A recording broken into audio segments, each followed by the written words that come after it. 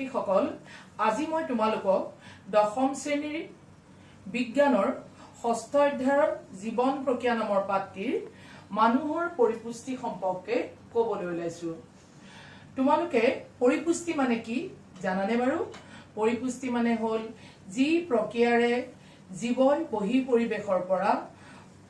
পুষ্টিকৰ উপাদানসমূহ আহাৰৰ জৰিয়তে জীৱদেহৰ ভিতৰলৈ স্থানান্তৰ কৰে তাকে কি বুলি কোৱা হয়? পৰিপুষ্টি। এই পৰিপুষ্টিৰ প্ৰক্ৰিয়াটো পুষ্টিকৰ উপাদানবিলাক বুলি যে কোৱা হৈছে, পুষ্টিকৰ উপাদানসমূহনো কি কি? পুষ্টিকৰ উপাদানসমূহ হ'ল কাৰ্বহাইড্ৰেট, প্ৰটিন, চৰ্বিজাতীয়, ভিটামিন, খনিজ লৱণ আৰু পানী। তোমালোকে জানা জীৱভেদে খাদ্যাভ্যাস বেলেগ বেলেগ, গতিকে সেইবাবে খাদ্যৰ যি পাচন তন্ত্ৰ,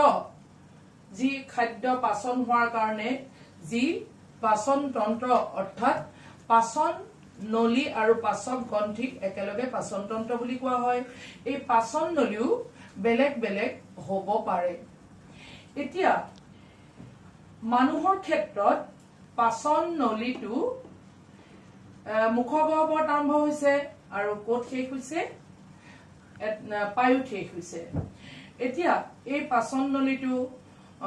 বহুত দীঘল হয়। পাচন নলীটো তাৰ কাম অনুযায়ী বেলেগ বেলেগ অংশলৈ ৰূপান্তৰিত হৈছে। যেনে মুখগহ্বৰৰ পিছত খাদ্যনলীটো দীঘল ঠেক নলী হৈ গৈছে, ইয়াক গ্ৰাস নলী বুলি কোৱা হয়। তাৰ পিছত এটা মোনাৰ আকৃতি লৈছে, তাক পাকস্থলী বুলি কোৱা হয়। তাৰ পিছত খাদ্যনলীটো নানা ধৰণে ভাঁজ খাই পেলাই এটা ভাঁজ খাই আছে, এইটো ক্ষুদ্ৰান্ত বুলি কোৱা হয়। আৰু এই ক্ষুদ্ৰান্ত এটা ঠেক নলী, ই যিবিলাক তৃণভোজী প্ৰাণীৰ ক্ষেত্ৰত ক্ষুদ্ৰান্তটো বহু দীঘল হয়, কিন্তু মানুহৰ ক্ষেত্ৰত এইটো কি হয়? মানুহৰ ক্ষেত্ৰত কিছু চুটি হয়। তাৰ বিষয়ে আমি পিছত জানিম বাৰু। তাৰ পিছত ক্ষুদ্ৰান্তৰ পিছৰ অংশটো বৃহদন্ত বুলি কোৱা হয়, আৰু তাৰ পিছত কি বুলি কোৱা হয়? পায়ু। গতিকে এইখিনিয়ে হৈছে পাচন অংগ। এতিয়া আমি খোৱা খাদ্যৰ উপাদানবিলাকৰ অণুবিলাক বহুত জটিল হয়। এই জটিল অণুবিলাক কোষে পাব পৰা অৱস্থালৈ আহিব লাগিব। তাৰমানে পাচনৰ জৰিয়তে এই জটিল অণুবিলাক ভাগি পেলাই সৰল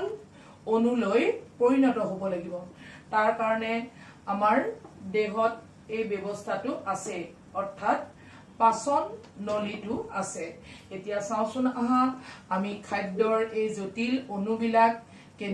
কেনেকে পাচন নলীত সৰল অৱস্থালৈ আহে। এতিয়া মুখগহ্বৰত প্ৰথমতে কৈছো, মুখগহ্বৰত খাদ্য নলীটো আৰম্ভ হৈছে, পাচন নলীটো আৰম্ভ হৈছে, খাদ্য নলীও বুলি কোৱা হয়। এতিয়া এই মুখগহ্বৰত খাদ্য প্ৰৱেশ কৰাৰ লগে লগে কি হয়? দাঁতেৰে চোবাই আহাৰখিনি গুৰি কৰি দিয়া হয়। লগে লগে কি হয়? মুখগহ্বৰৰ বেৰখন যথেষ্ট পাতল হয়, তাত থকা পানীখিনি খাদ্যৰ লগত মিহলি হয়, আৰু লগে লগে মুখগহ্বৰত লালতি গ্ৰন্থি থাকে। এই এযোৰ লালতি গ্ৰন্থি থাকে, এইটো তোমালোকে দেখিছা, লালতি গ্ৰন্থি থাকে। এই লালতি গ্ৰন্থিৰ পৰা পাচক ৰস নিৰ্গত হয়। এই পাচক ৰস, তাত কি থাকে? পাচন উৎসেচক থাকে, নামটো হৈছে চেলাইভাৰী এমাইলেজ। কি জানিলো আমি? যে লালতি গ্ৰন্থিত চেলাইভাৰী এমাইলেজ নামৰ এবিধ পাচন উৎসেচক থাকে, যি খাদ্যৰ চেতসাৰ অংশ ভাঙি পেলাই কিহত পৰিণত কৰে সৰল শৰ্কৰাত পৰিণত কৰে এতিয়া কি হয় ইয়াৰ পিছত খাদ্যখিনি কি হয় আমি গিলি দিম গিলি দিলে কি হ'ব খাদ্যখিনি গিলাৰ আগমুহূৰ্তত মুখগহ্বৰত থকা খাদ্যখিনি বলৰ নিচিনা আকাৰলৈ ৰূপান্তৰিত হয় এতিয়া যেতিয়া গিলি দিয়া হয় এই বলৰ আকাৰৰ খাদ্যখিনি কি হয় খুব খৰতকীয়া গতিৰে গ্ৰাহনলীত প্ৰৱেশ কৰে মুখগহ্বৰৰ পিছৰ অংশ তোমালোকে দেখিছা এই ঠেক দীঘলীয়া যি অংশ তাক কি বুলি কোৱা হয় গ্ৰাহনলী বুলি কোৱা হয় মানে এই গ্ৰাহনলীত খাদ্য প্ৰৱেশ কৰাৰ লগে লগে কি হয় বল আকাৰে যেতিয়া খাদ্যখিনি ইয়াত প্ৰৱেশ কৰে তেতিয়া কি হয় খাদ্যখিনি এটা বিশেষ গতিৰে যাক কোৱা হয় পেৰিষ্টালটিক গতি বুলি কোৱা হয় অৰ্থাৎ পেৰিষ্টালটিক গতিটো কি যে খাদ্যখিনি যেতিয়া গিলি দিয়া হয় তেতিয়া হলে খাদ্যনলীৰ সেই অংশ কি হয় প্ৰসাৰিত হৈ যায় আৰু তাৰ ফলত কি হৈ যায় তাৰ পিছৰ অংশটোত চেপা খাই পেলাই খাদ্যৰ বলটোৱে হেঁচা প্ৰয়োগ কৰাৰ কাৰণে ই আকৌ খৰতকীয়া গতিৰে আমি কৈছোৱে পেৰিষ্টালটিক গতি এই গতিৰে পিছৰ অংশ গ্ৰহিকাৰ পিছৰ অংশত প্ৰৱেশ কৰে এনেকৈ এই গতিৰে সংকোচন প্ৰসাৰণ হৈ যাব প্ৰসাৰণ হোৱাৰ পিছত এই বলটোৱে হেঁচা প্ৰয়োগ কৰিলে আকৌ কি হয় তাৰ পিছৰ পশ্চাদ অংশলৈ খাদ্যৰ বলটো লাৰুটো গতি কৰে এনেকৈ খুব খৰতকীয়া গতিৰে আহি পেলাই ক'ত প্ৰৱেশ কৰে পাকস্থলীত প্ৰৱেশ কৰে খাদ্যখিনি পাকস্থলীত প্ৰৱেশ কৰে ইয়াত প্ৰৱেশ কৰে এইটো পাকস্থলী মোনাৰ আকৃতি তোমালোকে দেখিছা এতিয়া পাকস্থলীত প্ৰৱেশ কৰাৰ লগে লগে কি হয় পাকস্থলীটো প্ৰসাৰণ হৈ যায় লগে লগে পাকস্থলীৰ ভিতৰত যি গ্ৰন্থি আছে পাচক গ্ৰন্থি আছে সেই গ্ৰন্থিবিলাকৰ পৰা পাচক ৰস নিঃসৰণ হয় এই পাচক ৰসে কি কৰে পাকস্থলীৰ ৰসত থকা পাচক ৰসত কি থাকে হাইড্ৰক্লৰিক এচিড থাকে পেপচিন থাকে আৰু শ্লেষ্মা থাকে এইখিনি পাকস্থলীটো খুব সংকোচন সম্প্ৰসাৰণ হোৱাৰ ফলত কি হয় খুব ভালকৈ পাচক ৰস আহাৰখিনিৰ লগত মিহলি হৈ যায় এতিয়া এনেকৈ মিহলি হৈ যায় আৰু হাইড্ৰক্লৰিক এচিড মিহলি হোৱাৰ কাৰণে গোটেই খাদ্যখিনি কি হৈ যায় আমলিক হৈ উঠে এতিয়া আমলিক হৈ যায় তাৰ পিছত আমলিক হোৱাটো অতি প্ৰয়োজনীয় কাৰণ তেতিয়াহে পেপচিনে সেই আহাৰখিনিৰ প্ৰটিন অংশত ক্ৰিয়া কৰিব পাৰে পেপচিনক প্ৰটিন বিশ্লেষী উৎসেচক বুলি কোৱা হয় গতিকে আহাৰৰ যি প্ৰটিন অংশ তাত পেপচিনৰ ক্ৰিয়া তীব্ৰতৰ হৈ পৰে আৰু তাৰ লগত আমি আগতে কৈছো পাকস্থলীৰ ৰসত শ্লেষ্মা থাকে গতিকে শ্লেষ্মাই কি কৰে এই পাকস্থলীৰ বেৰখন যি অন্তঃ আৱৰণী থাকে মানে এই গোটেইখিনি কি কৰি দিয়ে শ্লেষ্মাই পিছল কৰি ৰাখে তাৰ লগতে কি কৰে শ্লেষ্মাই পিছল কৰি তোলে এই আৰু পাকস্থলীৰ যি আমি আগতে কৈছো পাকস্থলীৰ ৰসত যি হাইড্ৰক্লৰিক এচিড থাকে হাইড্ৰক্লৰিক এচিডে পাকস্থলীৰ বেৰখন ক্ষয় নিয়াব পাৰে হাইড্ৰক্লৰিক এচিডৰ আৰু এটা কাম হৈছে পাকস্থলীত থকা বেক্টেৰিয়া বিলাক ধ্বংস কৰি পেলায় এতিয়া বেৰখনৰ ক্ষয় নিনিয়াবৰ কাৰণে শ্লেষ্মাই কি কৰে গোটেই সুৰক্ষা প্ৰদান কৰে পাকস্থলী বেৰখনক বুজি পাইছানে বাৰু তোমালোকে এতিয়া এই অৰ্ধপাচিত খাদ্যখিনি আকৌ সেই একেটা গতিৰে স্ফিংটাৰ পেশীৰ সংকোচনৰ দ্বাৰা পাকস্থলীৰ পিছৰ অংশ অৰ্থাৎ ক্ষুদ্ৰান্তত প্ৰৱেশ কৰে তোমালোকে দেখিছা ক্ষুদ্ৰান্ত নানা ধৰণে ভাঁজ খাই আছে ই এটা ঠেক নলী ক্ষুদ্ৰান্তৰ আহাৰখিনি প্ৰৱেশ কৰাৰ লগে লগে কি হয় ইয়াতে আমি জানো ক্ষুদ্ৰান্ততে সকলো আহাৰখিনিৰ এই যে আমি পালো শ্বেতসাৰ প্ৰটিন আৰু চৰ্বিজাতীয় আহাৰ এই আহাৰখিনি ক্ষুদ্ৰান্ততে কি হয় সম্পূৰ্ণভাৱে পাচন হয় ক্ষুদ্ৰান্তত খাদ্যখিনি প্ৰৱেশ কৰাৰ লগে লগে ক্ষুদ্ৰান্তত ঠিক ওপৰৰ অংশত কি থাকে পাকস্থলীৰ ওপৰ অংশত থকা এই যি যকৃত নামৰ এটা ডাঙৰ গ্ৰন্থি তোমালোকে দেখিছা এই যকৃত গ্ৰন্থি আৰু পাকস্থলী আৰু ক্ষুদ্ৰান্তৰ এই মাজৰ অংশত অগ্নাশয় বুলিও এটা গ্ৰন্থি আছে এই খাদ্যখিনি ক্ষুদ্ৰান্তত প্ৰৱেশ কৰাৰ লগে লগে যকৃত গ্ৰন্থিৰ পৰা পাচক ৰস নিৰ্গত হয় আৰু অগ্নাশয় গ্ৰন্থিৰ পৰা অগ্নাশয় ৰস নিৰ্গত হয় নিঃসৰণ হয় বা নিৰ্গত হয় একে কথা এতিয়া কি হয় পাকস্থলীৰ পৰা অহা আহাৰখিনি অৰ্ধপাচিত দেই অৰ্ধপাচন হোৱা তাৰমানে অৰ্ধপাচিত আহাৰখিনি আম্লিক আছিলে কিন্তু যকৃত গ্ৰন্থিৰ পৰা যি পাচক ৰস ক্ষৰণ হয় সেই পাচক ৰস খাৰুৱা এতিয়া অগ্নাশয় পৰা নিৰ্গত হোৱা ৰসে পাচক ৰসে ক্ৰিয়া কৰিবলৈ হলে এই খাদ্যখিনি খাৰকীয় হ'ব লাগিব কিন্তু আমি জানো এই পাকস্থলীৰ পৰা অহা আহাৰখিনি আছিলে আম্লিক এতিয়া কেনেকৈ খাৰকীয় হ'ব খাৰকীয় হলেহে অগ্নাশয় ৰসে তাত ক্ৰিয়া কৰিব পাৰিব এতিয়া যকৃতৰ পৰা ওলোৱা ৰসত যি পাচক ৰস ওলায় সেই পাচক ৰসত কি থাকে পিত্ত ৰস আৰু পিত্ত লৱণ থাকে এতিয়া পিত্ত ৰসে এই কামটো কৰে খাৰকীয় কৰি তোলে আম্লিক আহাৰখিনি খাৰকীয় কৰি তোলে খাৰকীয় কৰি তোলাৰ লগে লগে কি হয় অগ্নাশয় ৰসত থকা পাচক ৰসে তাক ক্ৰিয়া কৰিব পাৰে এইটো আমি পিছত পাও কিন্তু খাৰকীয় হোৱা প্ৰয়োজন বুলি কোৱা হৈছে এতিয়া এই খাৰকীয় হোৱাৰ লগতে কি হয় পিত্ত ৰসত থকা পিত্ত লৱণে যি চৰ্বিজাতীয় আহাৰ আছিলে এই চৰ্বিজাতীয় আহাৰৰ অণুবিলাক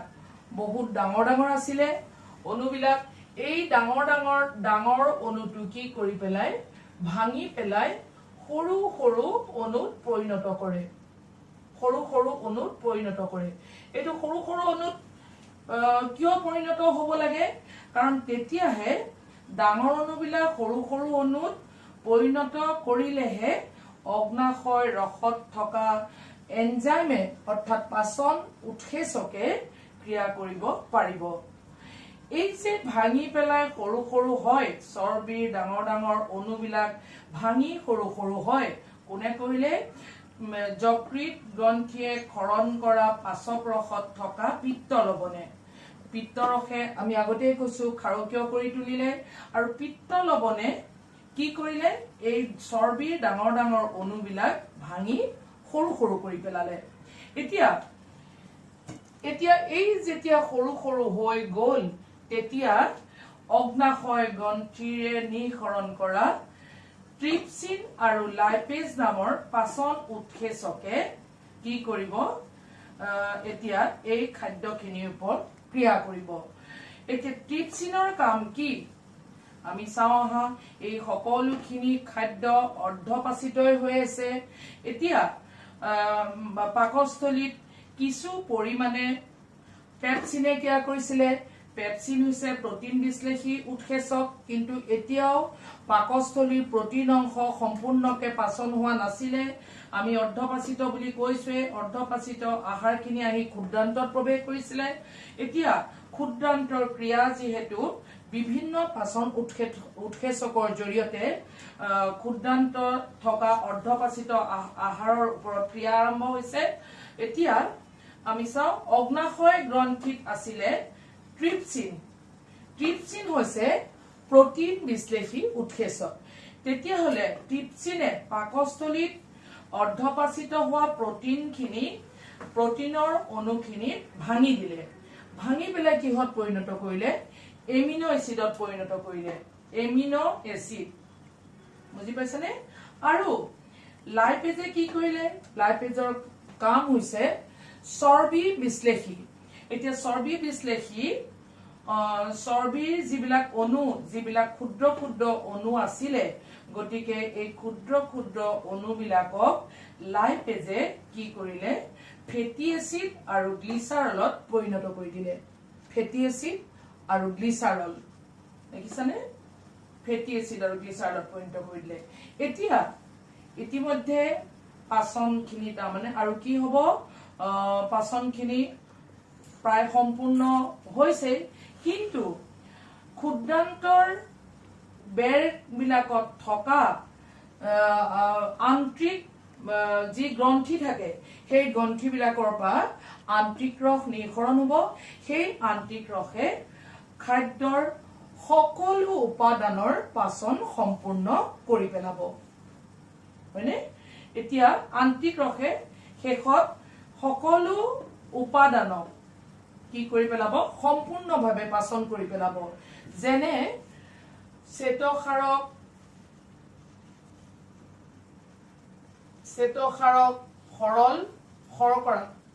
সৰল কাৰ্বোহাইড্ৰেট অৰ্থাৎ শৰ্কৰাত পৰিণত কৰিব তাৰ পিছত প্ৰটিনক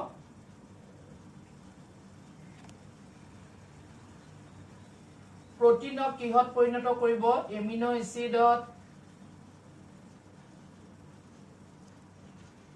এমিনো এসিডত আৰু চৰ্বি কিহত কৰিব ফেটি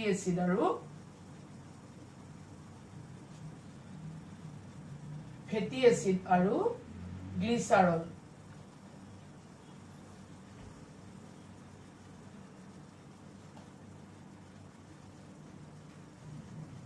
ফেটি এসিড আৰু গ্লিচাৰলত পৰিণত কৰিব এই গোটেইখিনি কাম কোট সম্পন্ন হৈছে ক্ষুদ্ৰান্তৰ প্ৰথম ভাগতে সম্পন্ন হৈছে এতিয়া এই সম্পূৰ্ণভাৱে পাচন হোৱা আহাৰখিনি কি হ'ব এই আহাৰখিনি